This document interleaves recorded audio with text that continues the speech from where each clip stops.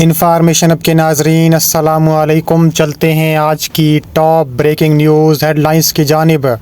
خیبر پختونخوا میں جو دہشت گردی ہے اس کے پیچھے سیاسی اور مجرمانہ گٹھ جوڑ ہے، جو کارروائی کرتے ہیں وہ کرتے رہیں گے۔ D G I S P R نے افغانستان کی دھجیاں بکھیر کے رکھ دیں۔ D G I S P R lieutenant general Ahmed Sharif Chaudhry کا کہنا ہے کہ خیبر پختونخوا میں جو دہشت گردی ہے اس کے پیچھے سیاسی اور مجرمانہ گٹھ جوڑ ہے۔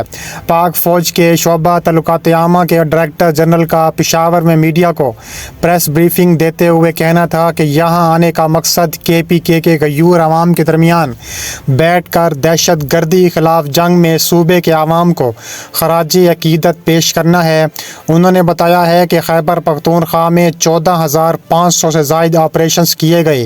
رواں سال مارے جانے والے خارجیوں کی تعداد پچھلے 10 سال سے زیادہ ہے۔ وہ کون سے عوامل ہیں جن کی وجہ سے دہشت گردی موجود ہے؟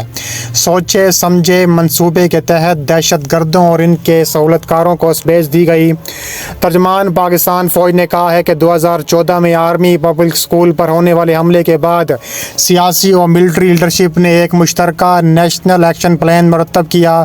دہشت گردی میں اضافے کی وجوہات نیشنل ایکشن پلان پر پوری طرح عمل درآمد نہ ہونا ہے۔ ان کا کہنا ہے کہ افغانستان کی حکومت دہشت گردوں کو پناہ دے رہی ہے۔ ان کا کہنا ہے کہ جو اقدامات کرنے ہوئے وہ کریں گے۔ عوام کی جان و مال کی حفاظت کے لیے جو ضروری اقدامات ہیں وہ آگے بھی کرتے رہیں گے۔ ان کا کہنا ہے کہ افغانستان میں دہشت گردوں کی پناہ گاہوں پر مزید اسٹرائک کرنے کی ضرورت ہے اور دہشت گردوں کو بھارت کی پش پناہی حاصل ہے۔ بھارت کا افغانستان کو دہشت گردی کے بیس کے طور پر استعمال کرنا بھی دہشت گردی کی ایک بڑی وجہ ہے۔ افغانستان میں امریکی انخلا کے بعد چھوڑے گئے ہتھیاروں کا بڑا حصہ دہشت گردوں کے ہاتھ لگا۔ D G I S P R نے کہا ہے کہ ہر مسئلے کا حل بات چیت میں ہے۔ اگر ایسا ہوتا ہے تو پھر جنگیں کبھی نہ ہوتی ہیں۔ اگر بات چیت سے ہی معاملات حل ہوتے تو غزوہ بدر میں سرور کونین صلی اللہ علیہ وآلہ وسلم کبھی جنگ نہ کرتے۔ دہشت گردی کو جڑ سے اکھاڑ پھینکنے کا فیصلہ سیاستدانوں اور قبائلی معاہدین نے مل کر کیا۔ ترجمان پاکستانی فوج نے کہا ہے کہ لوگ کہتے ہیں کہ دہشت گردی ختم کیوں نہیں ہو رہی۔ 2014 اور 2021 میں یہ فیصلہ ہوا کہ دہشت گردی کے خلاف جنگ میں پولیس کو مضبوط کیا جائے، کاؤنٹر ٹیررزم ڈپارٹمنٹ کو مضبوط کیا جائے گا۔ ہم KPK کی بہادر پولیس کو سلام پیش کرنے ہیں۔ لیفٹیننٹ جنرل احمد شریف چودھری کا کہنا تھا کہ خیبر پختونخوا میں گورننس کے خلا کو ہمارے سیکیورٹی فورسز کے جوان اپنے خون سے پورا کر رہے ہیں۔ خیبر پختونخوا میں جو دہشت گردی ہے اس کے پیچھے سیاسی اور مجرمانہ گٹھ جوڑ ہے، لیکن کسی فرد واحد کو یہ اختیار نہیں دیا جا سکتا کہ وہ اپنی ذات کے لیے ریاست پاکستان اور پاکستانی عوام کے جان مال اور عزت کا سودا کریں۔ کوئی فرد واحد یہ سمجھتا ہے کہ اس کی سیاست ریاست سے بڑی ہے تو یہ ہمیں قبول نہیں ہے۔ ان کا کہنا تھا کہ تمام سیاستدان قابل احترام، لیکن اگر کوئی فرد واحد سمجھتا ہے کہ اس کی سیاست ریاست سے اوپر ہے تو یہ قابل قبول نہیں ہے۔ بہت بڑی بریکنگ نیوز کے مطابق بھارت ایک بار پھر دسمبر میں روس سے S-400 ایئر ڈیفنس سسٹم کو خریدے گا، یعنی اپنے ایئر ڈیفنس سسٹم کو وسعت دے گا جو کہ پہلے پاکستان نے تباہ کیے تھے مئی کی جنگ میں۔ بھارتی وزارت دفاع S-400 long range air defence system کی خریداری کے لیے مزید احکامات دینے کی منصوبہ بندی کر رہی ہے۔ مقامی میڈیا آؤٹلیٹس کے رپورٹ کے مطابق دسمبر کے ملک کے دورے کے روس کے صدر ولادیمیر پوٹن کے اوائل میں رپورٹس موقع پر دستخط کرنے کا منصوبہ بنایا گیا تھا۔ وزارت دفاع کی تصدیق کے بعد ستمبر کے اوائل میں پاکستانی افواج کے ساتھ مصروفیات کے دوران مئی کے اوائل میں سسٹم کی پہلی جنگی جانچ کے بعد اضافی S-400 بٹالین کی خریداری کے لیے بات چیت شروع کی گئی تھی۔ مقامی دفاعی حکام کے مطابق میزائل سسٹم کی دیکھ بھال، مرمت اور اوور ہال کے لیے سہولیات کے قیام میں ہندوستانی نجی شعبے کو شامل کرنے کے منصوبے بھی جاری ہیں۔ اکتوبر 2018 میں 10 10 बटालियनों को लेस करने के लिए काफ़ी सिस्टम्स के लिए 5.43 बिलियन के मुआहदे पर दस्तखत करने के बाद हिंदुस्तान फ़ज़ाइया S-400 की अब तक की सबसे बड़ी गैर मुल्की ऑपरेटर है। S-400 हासिल करने के मंसूबे जंगी मसरूफियात के दौरान इसकी कारकर्दगी पर बड़े इत्मीनान के इजहार की पैरवी करते हैं, जो यूक्रेन के थिएटर के बाहर सिस्टम के पहले मालूम जंगी टेस्टों की नुमाइंदगी करते हैं। इसके अलावा हिंदुस्तानी वज़ीर आज़म नरेंद्र मोदी ने सिस्टम की कारकर्दगी इस बात पर जोर दिया कि S-400 जैसे प्लेटफॉर्म ने मुल्क को बेमिसाल ताकत दी है। हालांकि पाकिस्तानी फ़ौज ने उसको तबाह किया। JF-17 थंडर ने हिंदुस्तानी फ़ज़ाइया के एयर चीफ से, जो कि हमने हाल में ख़रीदा है, एक गेम चेंजर साबित हुई है। इस सिस्टम की मार रेंज ने इनके तैयारों को ज़्यादा से ज़्यादा फासले से दूर रखा, जिस पर वो अपने तवील फासले खवास से ज़मीन पर मार करने वाले हथियारों को इस्तेमाल कर सकते थे। इसके अलावा मज़ीद कहा जा रहा है कि ये मज़ीद सिस्टम भारत जो है वो रशिया से हासिल कर लेगा। हिंदुस्तान अफ़गानिस्तान ताल्लुकात नई बुलंदी पर, भारत का काबुल में सफारत खाना खोलने का फैसला, जयशंकर की मुत्तकी से बड़ा ऐलान। भारत ने ऐलान किया है कि वज़ीर शंकर एस जयशंकर ने काबुल में टेक्निकल मिशन को सफारत खाने का दर्जा देने का ऐलान किया है। भारत के दौरे पर आए अफ़गानिस्तान के वज़ीर ख़ारजा अमीर ख़ान मुत्तकी और अफ़गानिस्तान के एक नई बुलंदी पर ताल्लुकात ले गए हैं। भारत ने काबुल में सफारत खाना खोलने का ऐलान कर दिया है। वज़ीर ख़ारजा एस जयशंकर ने ऐलान किया कि काबुल में मौजूद टेक्निकल मिशन को भारत सफारत खाने का दर्जा देगा। काबिल ज़िक्र बात यह है कि 2021 में अफ़गानिस्तान में तालिबान के दोबारा इक़्तिदार में आने के बाद नई दिल्ली ने काबुल में अपना सफारत खाना बंद कर दिया था। इसके एक साल बाद भारत ने तिजारत, तिब्बी इमदाद और इंसानी इमदाद के लिए एक छोटा सा मिशन खोला था।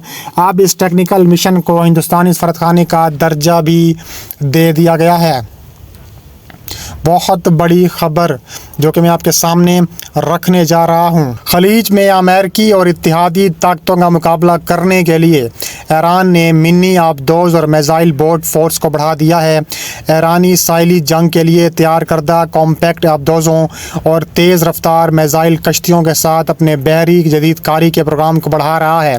ये इक़दाम खलीज फ़ारस में चुस्ती, स्टेल्थ और सचुरेशन की हिकमत अमलियों के ज़रिए अमेरिकी और इत्तेहादी बेड़ों का मुकाबला करने के लिए तेहरान की गैर मुतनासिब हिकमत अमली की अक्कासी करता है। इसके अलावा भारी हथियारों से लेस आबदोज़ें, तेज़ रफ्तार और मिसाइल से लेस सतही जहाज़ों में मरकूज़ सरमायाकारी के साथ अपनी बहरी जंगी सलाहियतों को अस्तर नौ तश्कील दे रहा है। दिफाई तज्ज़ियाकारों का कहना है कि यह तब्दीली रवायती नीले पानी की ताकत से दनिस्ता तौर पर एक ज़्यादा चुस्त तहदर फोर्स की तरफ जाने की अक्कासी करती है, जिसे खलीज फ़ारस और करीबी पानियों में अमेरिकी और इत्तेहादियों के बहरी फ़वाइद को पूरा करने के लिए डिज़ाइन किया गया है।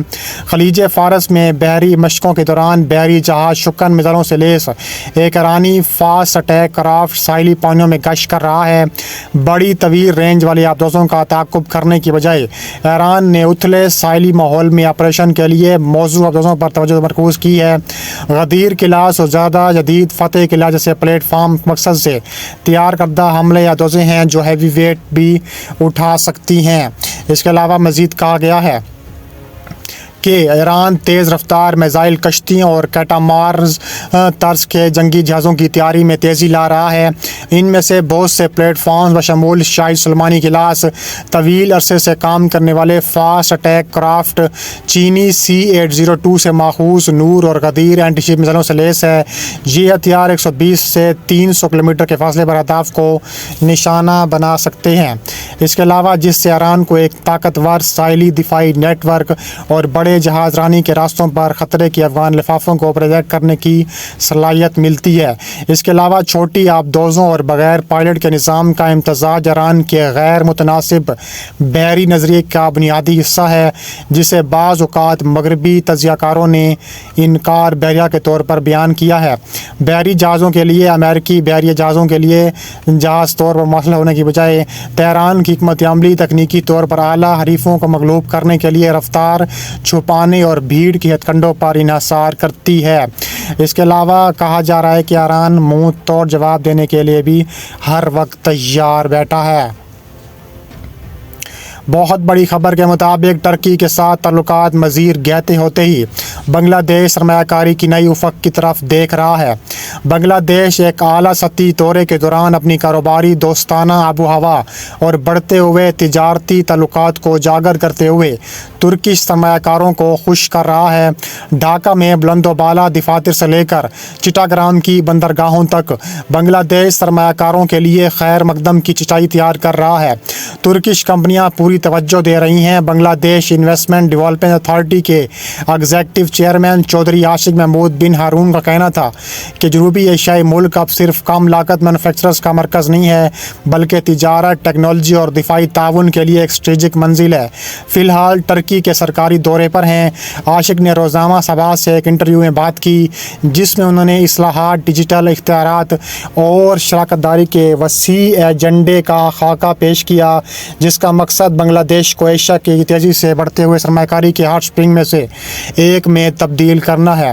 ان کا مزید کہنا ہے کہ بنگلہ دیش آگے بڑھ رہا ہے۔ بنگلہ دیش کی موجودہ عبوری حکومت جس کی قیادت نوبل انعام یافتہ پروفیسر محمد یونس نے کی تھی، 2024 میں طلبہ کی قیادت میں ایک زبردست بغاوت کے بعد تیز رفتار اصلاحات کے لیے ایک نادر ونڈو کا آغاز کیا ہے، اور کہا جا رہا ہے کہ سیاسی تبدیلیوں کے باوجود بنگلہ دیش کی اقتصادی ترقی مستحکم ہو رہی ہے۔